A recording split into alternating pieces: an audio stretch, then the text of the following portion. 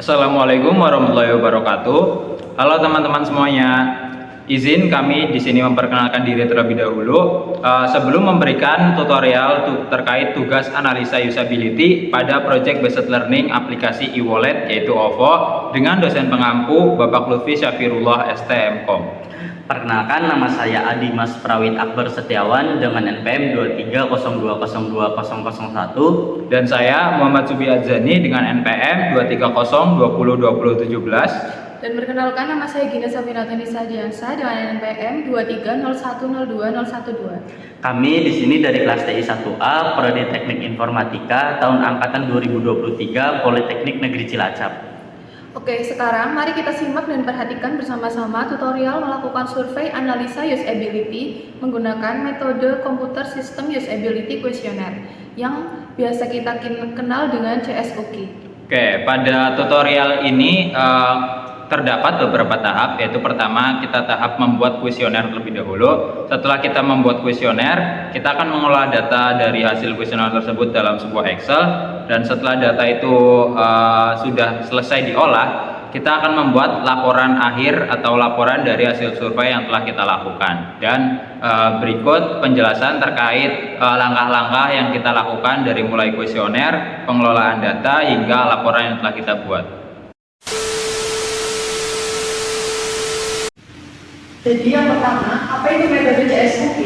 Metode CSUQ adalah metode yang diuji dan divalidasi dengan 377 subjek menurut Paris tahun 1995 dan dikembangkan oleh IBM dan terdiri dari 19 pertanyaan yang digunakan sebagai dasar untuk mengevaluasi penggunaan sistem komputer. 19 pertanyaan yang sama dari PS SUQ menurut Paris 1991 digunakan untuk CSUQ dengan satu perbedaan nyata. Awalnya CSUQ dikembangkan untuk sistem komputer, namun kemudian adaptasi dan diutarakan ulang untuk digunakan pada situs web. Pertanyaan-pertanyaan dari CSUQ dapat dijawab pada skala Likert uji poin dengan urutan referensi mulai dari sangat tidak setuju hingga sangat setuju. Namun pada kelompok kami, kita hanya menggunakan skala Likert 5 poin saja. Nah, karena kelompok kami menilai aplikasi OVO, maka langkah pertama yang harus dilakukan adalah membuat kuesioner. Di sini kami sudah mempersiapkan 19 pertanyaan dengan 5 skala Likert. Yang pertama itu sangat tidak setuju, kedua tidak setuju, ketiga netral, keempat setuju, kelima sangat setuju. Pertanyaan pertama adalah, secara keseluruhan saya puas dengan bagaimana aplikasi OVO bekerja. Dan pertanyaan yang kedua, sangat mudah untuk menggunakan aplikasi OVO. Pertanyaan yang ketiga, saya bisa menyelesaikan tugas saya dengan cepat menggunakan aplikasi OVO. Pertanyaan yang keempat, saya merasa nyaman ketika menggunakan aplikasi OVO. Yang kelima, informasi yang diberikan oleh aplikasi OVO mudah dimengerti. Pertanyaan yang keenam, saya merasa informasi yang diberikan oleh aplikasi OVO cukup lengkap. Pertanyaan yang ketujuh, informasi yang ditampilkan aplikasi OVO konsisten. Pertanyaan yang ke-8, aplikasi OVO menyediakan informasi yang saya butuhkan. Pertanyaan yang ke-9, tampilan aplikasi OVO menyenangkan secara visual. Yang ke-10, navigasi dalam aplikasi OVO mudah dipahami. Yang ke-11, ikon dan tombol dalam aplikasi OVO mudah dikenali. Yang ke-12, respon aplikasi OVO terhadap input saya cepat. Pertanyaan ke-13, aplikasi OVO membantu saya menyelesaikan tugas secara efisien. Pertanyaan ke-14, aplikasi OVO jarang mengalami gangguan teknis. Yang ke-15, aplikasi OVO bekerja dengan baik dalam berbagai kondisi jaringan. Pertanyaan ke-16, saya merasa aplikasi OVO dapat diandalkan. Pertanyaan ke-17, saya merasa tenang menggunakan aplikasi OVO terkait keamanan data saya. Pertanyaan ke-18, saya akan merekomendasikan aplikasi OVO kepada orang lain. Pertanyaan yang terakhir, saya puas dengan dukungan pelanggan yang diberikan oleh aplikasi OVO. Berikut adalah 19 pertanyaan yang sudah kita persiapkan. Setelah kuesioner diisi oleh responden, data-data mereka akan disimpan dalam jawaban. Nah, selanjutnya jawaban-jawaban tersebut akan kita olah di dalam Excel. Berikut adalah data-data yang sudah tersimpan. Nah, seperti ini tampilannya. Oke, pada tampilan layar ini Untuk pengelolaan data ini kita dapatkan dari data yang diinputkan oleh responden melalui kuesioner yang tadi telah kita buat. Nah, untuk pengelolaan datanya kita mendapatkan beberapa data yang diinputkan oleh responden, mulai dari nama, jenis kelamin dan status. Untuk jenis kelamin sini adalah laki-laki dan perempuan, dan untuk status adalah mahasiswa dan umum. Untuk skala penilaian yang kita gunakan yaitu skala 5, dari sangat setuju dan sangat tidak setuju. Itu kita masukkan ke setiap pertanyaan, yaitu pada kuesioner 1 dan kuesioner ke-19 19. Nah, kemudian di sini ada pengelolaan data untuk mendapatkan rata-rata nilai keseluruhan dari pertanyaan. Jadi kita menyimpulkan beberapa nilai skala yang kita dapatkan setiap pertanyaan yang ada. Nah, untuk cara kita mendapatkannya yaitu dengan melakukan rata-rata, yaitu dengan cara memasukkan rumus pada Excel dengan rumus average, yaitu kita masukkan dari responden 1 pada Q1 hingga responden 34 pada Q1. Untuk contohnya yang kita dapatkan pada kuesioner 1 yaitu skala 4 untuk pertanyaan pertama. Nah, seperti itu. Terus di sini ada pengelolaan data lagi, yang dimana pengelolaan data ini kita dapatkan melalui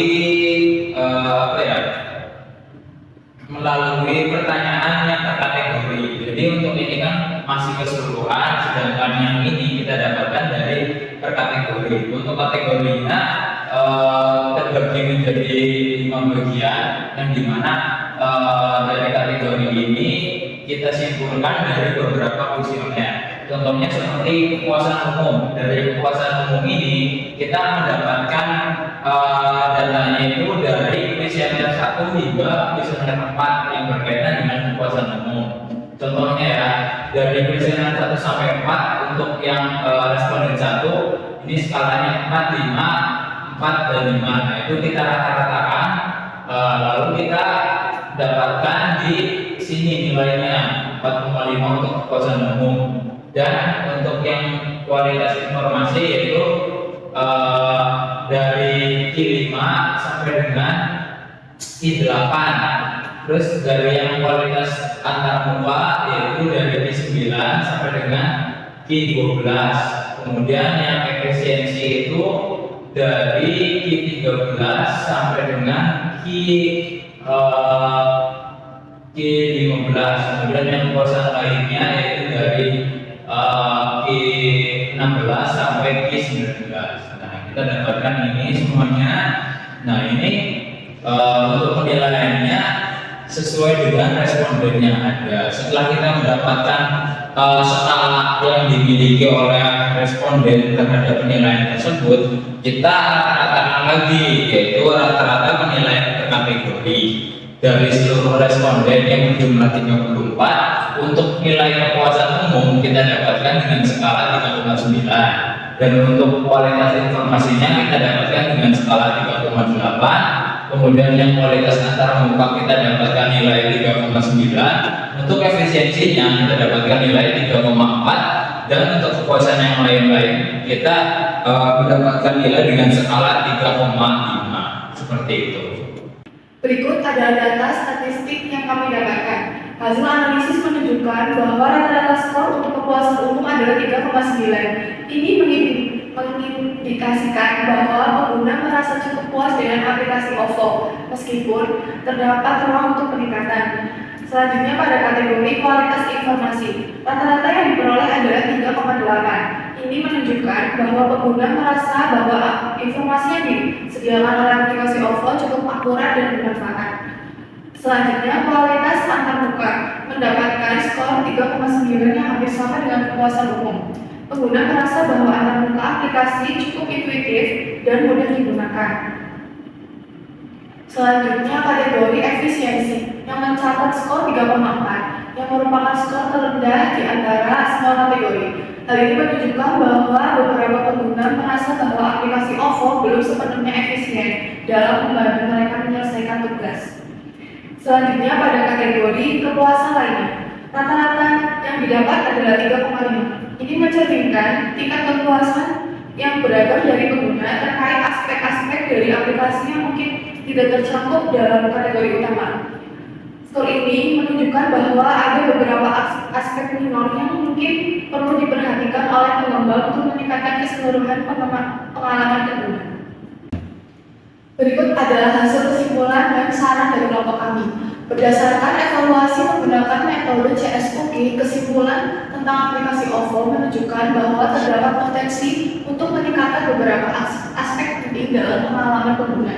Ini termasuk perbaikan pada kejelasan antarmuka pengguna untuk memudahkan pengguna dalam menyelesaikan tugas, respons sistem yang lebih cepat dan konsisten terhadap input pengguna, navigasi yang lebih intuitif untuk mengurangi kebingungan, meningkatkan kecepatan dalam proses transaksi, perkuatan keamanan transaksi untuk memastikan perlindungan data pengguna yang lebih baik, serta penyediaan informasi edukatif yang lebih komprehensif tentang fitur-fitur aplikasi. Kami menyarankan OVO untuk fokus pada perbaikan antarmuka pengguna agar lebih intuitif dan mudah dipahami oleh pengguna sehari-hari. Peningkatan kecepatan respon aplikasi juga penting untuk meningkatkan pengalaman pengguna dalam melaksanakan transaksi yang dengan lebih efisien. Selain itu, OVO perlu memperkuat sistem keamanan transaksi untuk menjamin keamanan data pengguna secara lebih baik.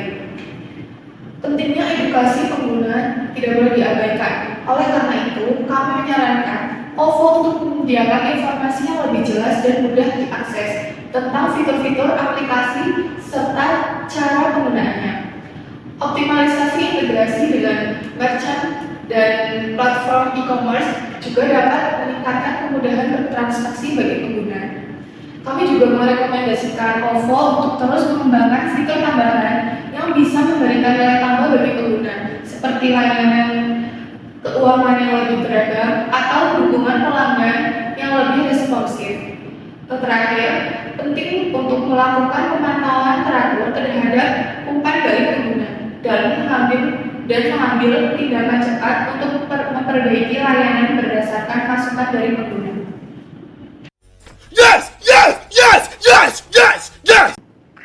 Demikian adalah presentasi yang telah kami sampaikan. Terima kasih sudah menyimak. Jangan lupa like, comment, subscribe, and share. Terima kasih. Wabillahi taufiq wal hidayah. Wassalamualaikum warahmatullahi wabarakatuh. Dadah. Sementara itu, di suatu dimensi yang lain.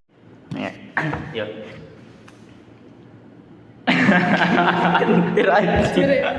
5 menit kemudian.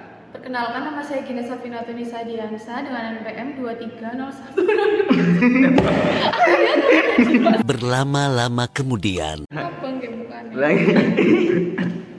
Yo. Aku di sini anjing. Udah ngentek sama gue. Iya sih, kok.